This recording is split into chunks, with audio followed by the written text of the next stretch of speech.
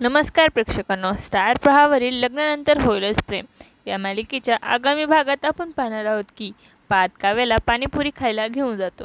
तेथे त्यांच्यात एक भावनिक संवाद घडतो. पार्थ काव्याला सांगतो की आज त्याने तिच्यासाठी जे काही केले आहे तसेच तीही कधीतरी त्याच्यासाठी करेल अशी त्याला आशा आहे.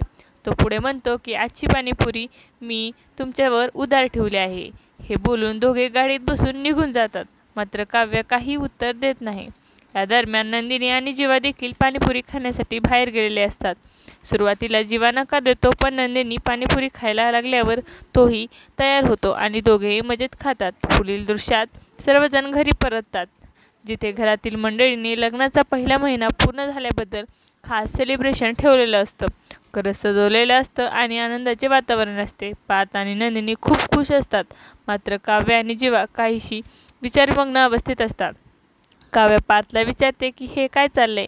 त्यावर पार्थ तिला सांगतो की आज त्याच्या लग्नाला 1 महिना पूर्ण झाला आहे आणि म्हणूनच हे 1 मंथ सेलिब्रेशन आहे. हे ऐकून काव्य आश्चर्यचकित होते.